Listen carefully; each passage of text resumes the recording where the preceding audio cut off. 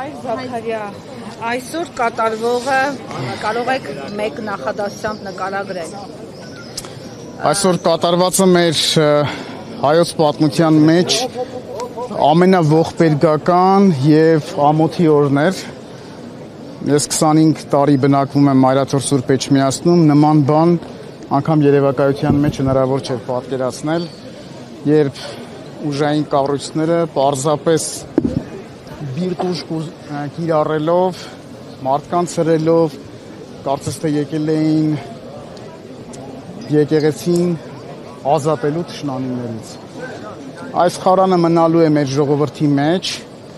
որը միայն ու միայն հնարավոր է լուծել ապաշխարությամբ։ Եթե չապաշխարենք եւ իսկապես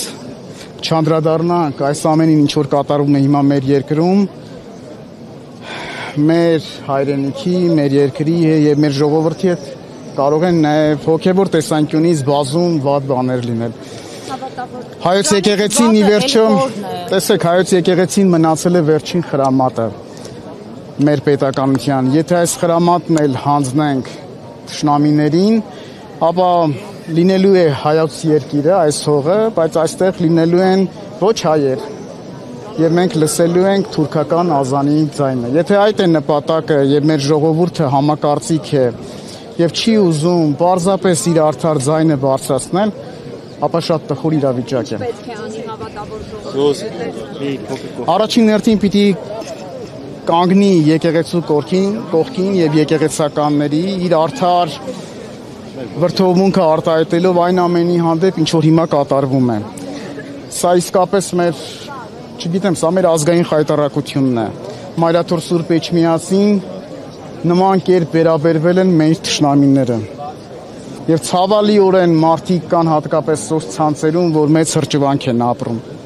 Դուք կարծում եք նրանք իրական մարդիկ են, մենք շատերին ենք ստուգում։ Այդպես մեր վրա հարձակում գործածներին նրանք բարձում են նոր բացած էջեր են եւ մեզ այսօր չի հուսահատեցնում այդքան էլ եւ ոստիկանների վարքագիծը ի վերջո նրանք եկեք անկեղծ լինենք, նրանք նահանջեցին։ Գուցե նահանջի հրաման ունեցան, բայց ամեն դեպքում մենք տեսել ենք շատ ավելի դաժան բիրտուժ, որը փառք Աստծո չկիրառվեց հոգևորականության նկատմամբ, որտեղ երբեմն այդ խայտառակ տեսարանները եղել են քաղաքացու եւ գործիչների նկատմամբ։ Պարզից էլ պարզ է, որ եկեղեցը հալած այս քաղաքականության ինչ որ մի պահի դրսևորումն է, որը նախերգանքն է։ Պարզապես ուզում էին հասկանալ, թե ինչպես պիտի վերաբերվեն հոգևորականները եւ ժողովուրդը, բայց փառք Տիրոջ, կարծում եմ նաեւ մեր ժողովուրդը համոզվեց, որ մենք ունենք ամուր, նախանձախնդիր, արժեքներին հավատարիմ եւ ինքնության պահապան հոգևորականներ, որոնք կանգնեցին եւ թույլ չտվեցին, որ Մայրաթոր Սուրբ Էջմիածնից որևէ հոգևորականի ձերբակալեն կամ տանեն։ Իսկ ինչ վերաբերում է կեղծ պրոֆիլներին, այո, դրանք շատ են, բայց նաեւ դժբախտաբար կան իրական մարդիկ, որոնց մտածողությունը անհասկանալի է։ Այսօր ես իմ անձնական էջերից 53 թուրքական պրոֆիլ եմ բլոկավորել։ Սա նշանակում է, որ մեր թշնամիները հիբրիդային պատերազմը ուշադիր հետևում են այն ամենին, ինչ որ կատարում է։ Սա նաև միջազգային տեսանկյունից մեծ սկանդալ է, որովհետև եկեղեցին ի վերջո ոչ միայն նրա իշխանությունը տարածում է Հայաստանի վրա, այլ նաև Սփյուռքում։ Ուրիշ որտեղ եք տեսել, որ իշխանությունը հարձակվի իր հոգևոր իշխանության վրա։ Որտեղ եք տեսել այս խայտառակությունը, որևէ երկրում։ Կարծում եմ ոչ միտեղ չկա։ Սա նաև եկեղեցական պատմության մեջ ամենաողբերգական էջերից մեկը պիտի լինի։ Եվ հետագայում նաև մատենագիրները պիտի արձանագրեն այս խայտառակությունը։ Չգիտեմ, որպես հայ, որպես Հայաստանի Հանրապետության քաղաքացի, որպես հայ եկեղեցական, ես այսօր ամոթ եմ զգում այս ուժային կառույցների համար, տեսեք, ուշադիր նայեք դեմքերը կախ ընկած, անհասկանալի հայացքով, այո, բայց տխուր է այս ամենը։ Սկզբում փորձեցին գործել, բայց հետո երևի խիղճը հաղթեց կամ բարոյականությունը։ Այսօր ինձ մի ոստիկան մոտեցավ, դեմքը ծածկած եւ ասաց, որ ինքը ինձ ճանաչում էր փաստորեն, ասաց, որ ներողություն եմ խնդրում, ես ամաչում եմ, բայց մենք այլ ելք չունենք։ Մեզ եկեղեցու հեղինակության վրա որևէ կերպ անդրադառնալու եւ միջազգային հարցեր։ Կարծում եմ եկեղեցու հեղինակությունը այնքան բարձր է, որ հակառակը, սա հակառակ ազդեցությունն է ունենալու եւ մարդիկ համախմբելու են եկեղեցու շուրջ, բայց մենք ազգովի խայտարակ ենք եղել ամբողջ աշխարհում։ Եթե դուք նայեք միջազգային լրատվամիջոցների խորագրերը, չգիտեմ, դրանք ուղղակի ամոթ է։ Եվ դու նայում ես, որ երկրի ղեկավարությունը, որոնք ամեն վարքյանը պիտի օգտագործեին մեր պետականությունը զորացնելու, մեր անվտանգային խնդիրները լուծելու 15 րոպեն մեկ ստատուսներ են գնում, բայց